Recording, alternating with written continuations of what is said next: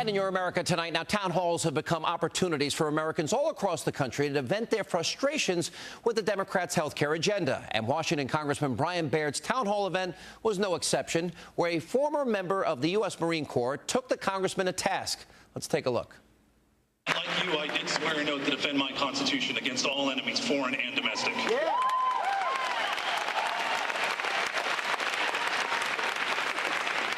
I heard you say tonight about educating our children, indoctrinating our children, whatever you want to call it. Well, I didn't say indoctrinating, my friend. I never said. Stay away from my kids. I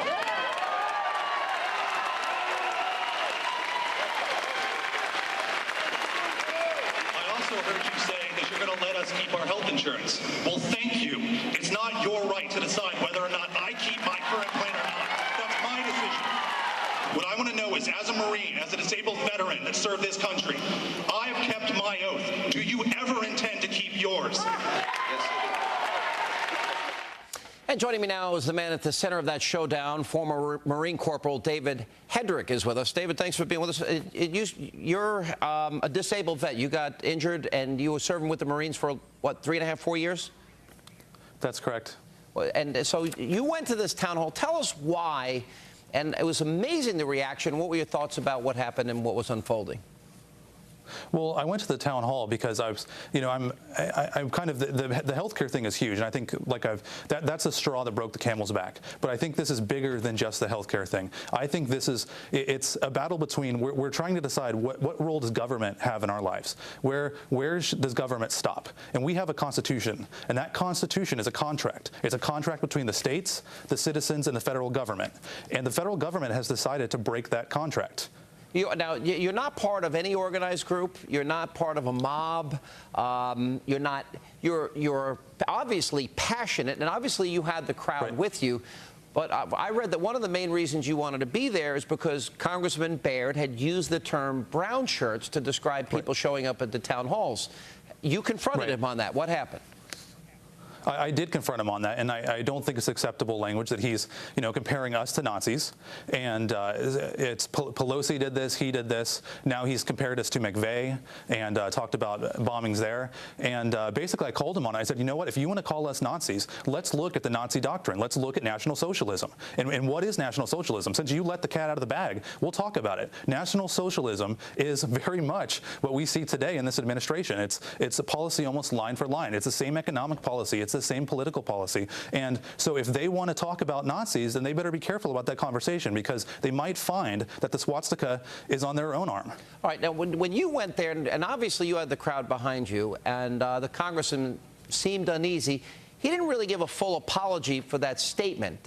I didn't hear him say, I'm sorry for using that term. Do you find his so-called apology acceptable to you? No, I think it was more of a political dance. He was up there. I don't know if it was an Irish jig or a waltz or what he was doing, but he definitely avoided the words.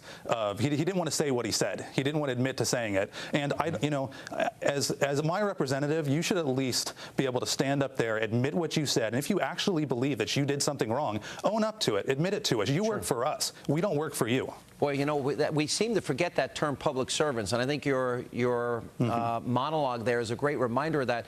One of the issues, we have an investigative report coming up a little bit later in the program, Corporal, and I hope you'll have an opportunity to watch this. And the story broke in the Wall Street Journal last week. There was a 52-page book entitled Your Life, Your Choices, published in 1997, that literally was given to VA hospitals and nursing homes around the country.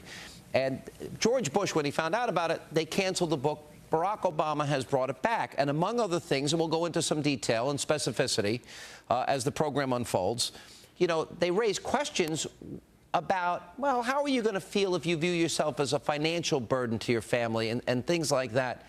And I'm thinking, these are the 20-some-odd million veterans that served this country and defended our freedom. Is that part of your concern, that this is not being discussed?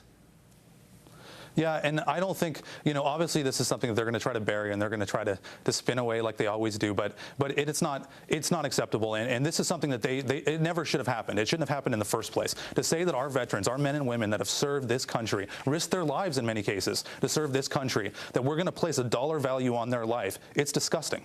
Well, the fact that they would even recommend any such thing except to give them all the treatment to end of life and do everything to preserve and protect life is unimaginable to me. And this is what, Governor Palin was criticized for when she brought up the term death panels. But, Corporal, great job. That's democracy in action.